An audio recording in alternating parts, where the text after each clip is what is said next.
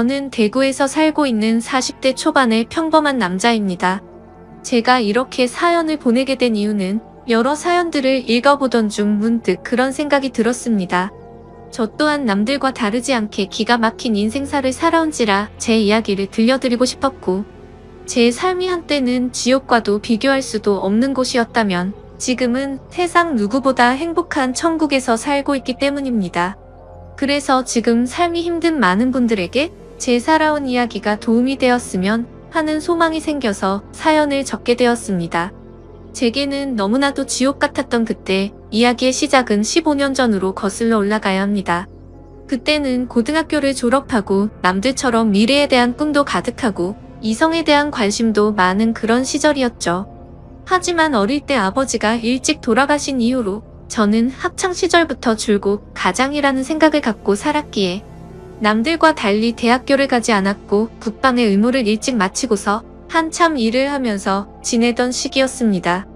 사업을 하시던 아버지의 유산 덕분에 형편은 여유로워서 무엇을 하면서 살아야 할까 고민하던 중 남들보다 요리에 대한 자신감도 많았고 애정이 많이 있었기에 제 소박한 꿈은 저만의 식당을 열어서 많은 사람들에게 제 음식으로 행복한 식사를 할 수 있게끔 해드리는 게 꿈이 되었었죠. 그래서 주방 경력을 쌓기 위해서 다양한 식당에서 주방 보조로 일을 하고 있을 때였습니다. 평소와 다름없이 주방에서 한참 정신없이 일을 하고 있는데 익숙한 목소리가 들려오더라고요. 그래서 주방 창문을 통해서 홀 쪽에 있는 곳을 봤더니 저와 가장 친하게 지냈던 여자 사람 친구가 와 있었죠.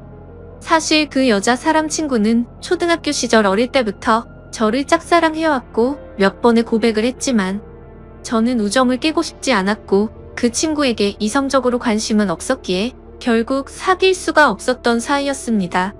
그렇게 저와 그 친구는 학창시절 동안 많은 시간을 지내게 되면서 이성적인 감정은 다 털어낼 수 있었고 정말 때로는 동성 친구보다도 더 가까운 사이로 지내면서 서로에게 많은 의지가 되어주었죠.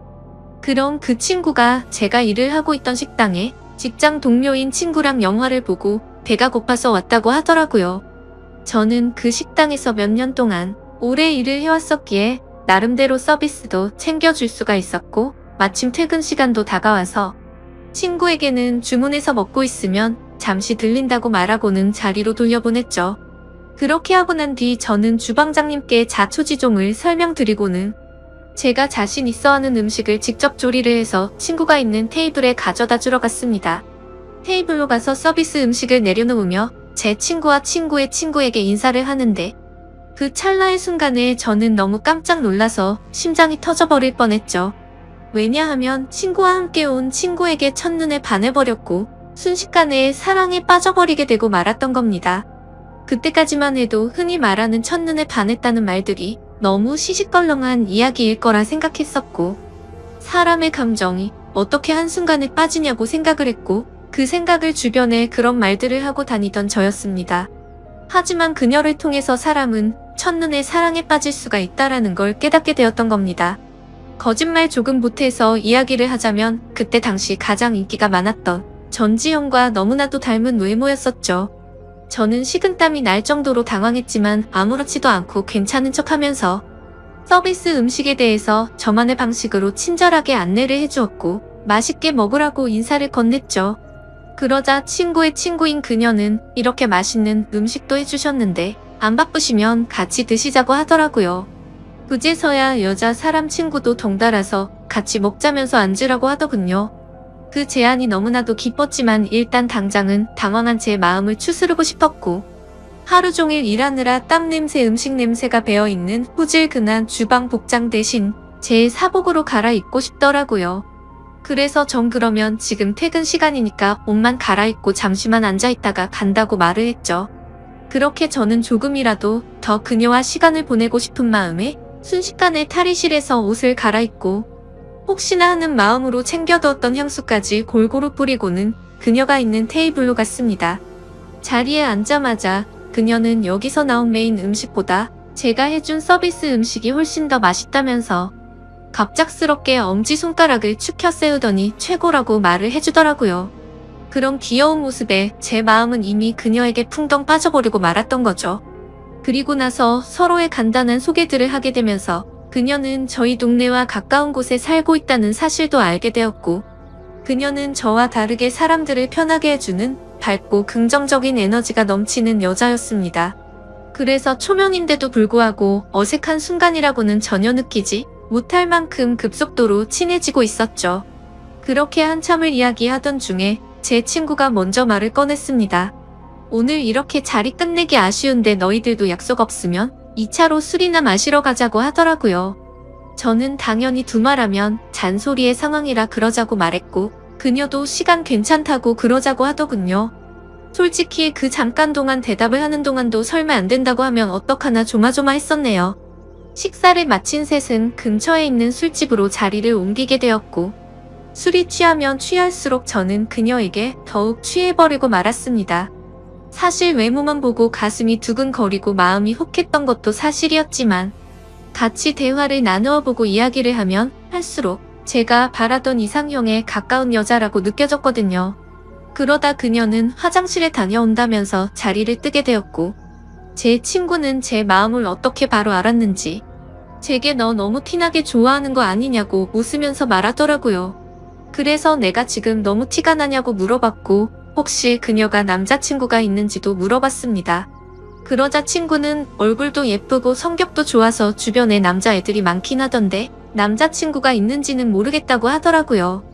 그러면서 친구는 잠시 동안 가만히 있더니 저를 보고 묻더라고요. 보수적인 성격으로 저렇게 인기 많은 여자애랑 괜찮겠냐고요.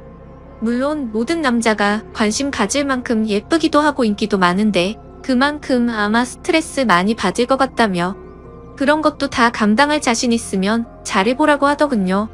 사실 친구와는 동성 친구보다도 친한 그런 사이였지만 친구의 감정을 매번 거절해왔던 과거가 있었기에 친구에게 눈치가 보였었죠. 하지만 제 마음을 이해해주고 잘해보라는 친구의 말에 너무 고마웠고 미안한 마음이 들더라고요.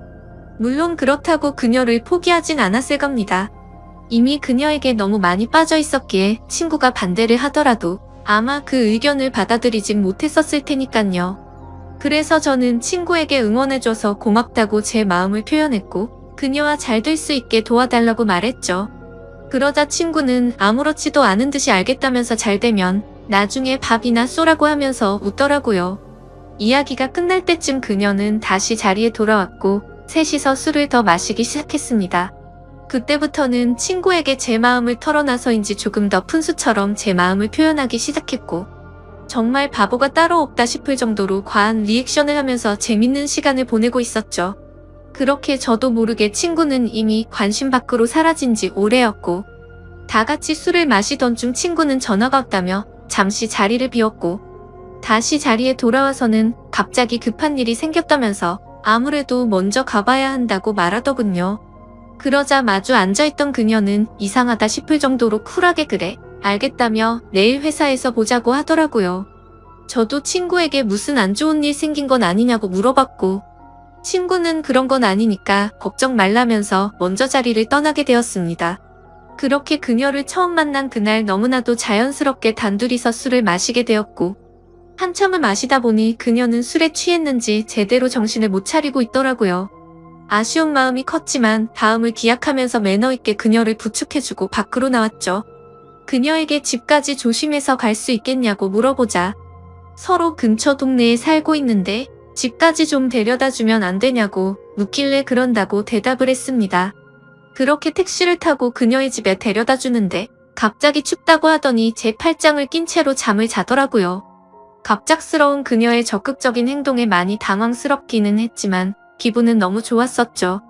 10분 정도가 지난 뒤 그녀의 집 근처에 도착을 했고 택시에서 내렸습니다. 저는 그녀가 사는 곳 앞까지 데려주는데 그녀는 갑자기 술이 다 깼는지 맥주를 한 잔 더 하자고 하더군요. 사실 그때는 의아했었죠. 30분 전까지만 해도 정신을 잃을 정도로 취한 것 같더니 맥주를 더 마시자고 하다니 말이죠. 하지만 그때 당시에는 그런 것들이 중요한 게 아니라 그녀와 더 같이 있을 수 있다는 게 좋았을 뿐이었습니다. 저는 그럼 근처에 있는 술집으로 가자고 했더니 그녀는 편하게 마시고 싶다고 하더라고요. 자취를 하고 있어서 집에 아무도 없으니까 편의점 가서 맥주 사서 들어가자더군요. 순간적으로 온갖 상상이 다 펼쳐졌고 처음 만난 그녀와 그녀의 집에서 단둘이 맥주를 마신다고 생각하니 그때부터 또다시 제 심장은 고장난 듯이 두근거리기 시작했습니다. 혹시라도 마음이 바뀔까 봐서 그녀에게 잠시만 기다리라고 하고는 서둘러서 옆에 있던 편의점에 들어가서 맥주를 사서 그녀의 집으로 올라갔습니다. 생전 처음으로 여자 혼자 사는 집에 가본다는 게 얼마나 설레는지 그 기분은 지금도 잊을 수가 없네요. 그렇게 그날 밤 무슨 마법이라도 걸린 것처럼 말도 안 되는 일이 연속으로 일어나더니 결국에 그녀와 저는 만난 지 반나절 만에 서로의 마음을 확인하게 되었고 연인이 되었습니다. 지금 생각해보면 그때 그런 이상한 상황들이 결코 평범하지 않은 걸 몰랐던 게 제 크나큰 실수였습니다. 여자친구와는 순간적인 만남으로 서로에 대해 자세히 알지 못하는 상태에서 연애를 시작했지만 제가 아는 바로는 얼굴도 예쁘고 성격도 밝고 착한 그런 여자였기에 저는 감사할 따름이었죠. 그런데 함께 지내면 느꼈지만 여자친구는 모든 부분에서 금방 불타올랐다가 금방 식는 그런 성격들이 보이더라고요. 저와 연애를 할 때도 마찬가지였습니다. 처음 연애를 시작했을 때는 남들보다도 훨씬 많은 시간들을 함께 했고 여행도 정말 한 달에 한 번에서 두 번꼴로 엄청나게 많이 다녔습니다. 물론 여자친구는 돈 한 푼도 보태지 않았지만 저는 여자친구를 너무 사랑했었기에 그런 모든 게 괜찮았었죠. 그러다 보니 그런 일상들이 너무나도 당연해졌고 여유로운 제 형편을 알던 여자친구는 점점 더 비싼 선물을 원하더군요. 어차피 결혼을 약속한 사이였고 여자친구에게 주는 모든 게 아깝다는 생각은 없었기에 원하는 대로 다 해줬습니다. 하지만 그런 행동들도 금방 익숙해졌던 건지 또 다시 흥미를 잃은 건지 아니면 당연하게 생각한 건지 금방 마음이 식어 보이더군요. 그렇게 지내던 중 여자친구는 또 다시 주변의 또래 친구들이 결혼하는 모습을 봐서 그런 건지 결혼에 대한 생각이 급격히 불타올랐던 건지 뜬금없이 갑자기 결혼을 하자고 먼저 말하더군요. 어차피 내년쯤에 이야기를 하고 결혼을 하려고 생각은 했지만 조금은 당황스러웠죠. 하지만 제 모든 걸 다 바쳐도 아깝지 않았던 여자였기에 그러자고 대답을 했고 결혼식도 속사포로 진행이 되었던 것 같습니다. 여자친구는 곧바로 예식장을 알아보았고 6개월 뒤로 예약을 잡을 수 있다고 하더니 저희 커플은 하루아침에 6개월 뒤 부부가 되는 거였죠. 그렇게 급박하게 준비하던 탓에 정신없이 시간이 6개월이 훌쩍 지나가 버렸고 결혼식을 며칠 앞둔 어느 날이었습니다. 여자친구는 결혼 전에 친구들과 저녁을 먹고 온다고 나가더군요.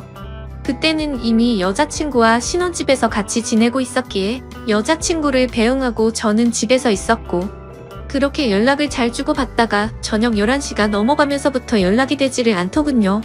저는 그때부터 점점 초조해졌고 혹시라도 무슨 일이라도 생긴 거 아닐까 싶어서 정신 나간 사람처럼 여자친구의 친구들에게 연락을 하기 시작했습니다. 하지만 그 연락을 통해서 충격적인 사실을 알게 되었고 저는 당장 집 밖으로 뛰쳐나갔습니다. 친구들과 저녁 6시부터 만나서 밥을 먹고 술을 마신다고 했던 여자친구의 말과 다르게 저녁을 다 같이 먹고 나서 저녁 8시가 되기도 전에 전부 헤어졌다고 하더라고요. 도대체 무슨 생각으로 거짓말을 한 건지 이해가 되지 않았지만 그때 문득 들었던 생각은 이건 다른 남자를 만나서 거짓말을 한 거다라는 확신이 들었던 거죠. 그 생각이 들고부터는 주체할 수 없을 정도로 분노가 치밀어 오르더군요.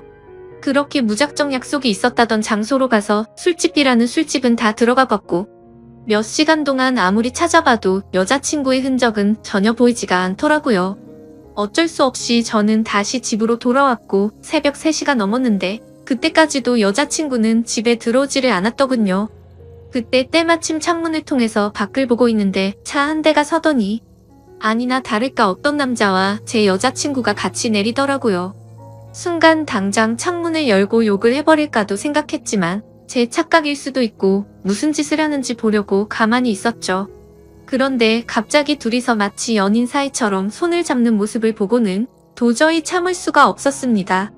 그 조용한 새벽 시간에 창문을 열어버리고 크게 소리를 쳐버린 거죠. 그러자 찌질하게도 남자라는 놈은 황급히 차를 타고 달아나버리고 잠시 후에 여자친구는 집으로 들어오더군요. 저는 너무 열이 받았지만 차분히 물어봤습니다. 지금 내가 본 지금 이 상황이 무슨 상황인지 설명하라고요. 그러자 여자친구는 저 친구가 갑자기 늦게 오는 바람에 다 같이 술 한 잔 더 마시다가 늦게 온 거라고 시치미를 떼더군요. 그래서 저는 다 같이 있는데 저 남자 혼자서 늦게 낀 거냐고 물어보자 표정 하나 바뀌지 않고 그렇다고 말하더군요.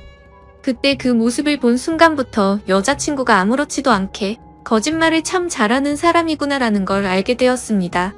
그 전까지만 해도 여자친구의 말은 모든 말을 신뢰하였고 다 믿었기 때문에 충격이 아닐 수가 없었죠. 저는 그래서 네가 전화를 안 받아서 걱정되는 마음에 네 친구들한테 연락해봤고 전부 다 저녁 8시도 되기 전에 헤어졌다고 들었는데 이렇게 아무렇지도 않게 거짓말을 하냐고 말했죠. 그러자 여자친구는 아무 말도 없이 가만히 있더니 제가 혹시라도 오해할까봐 무서워서 거짓말을 한 거라고 하더군요. 저 남자는 사실 회사 업무 때문에 알게 된 거래처 사장님인데 자신한테 신세 진 게 있어서 술 얻어 먹은 거라고 하더라고요. 그래서 너는 거래처 사장이랑 술도 마시고 손도 잡고 그러냐고 물어봤더니 술에 취해서 그 사람이 갑자기 손을 잡은 거라며 자신은 너무 술에 취해서 정신이 없었다더군요.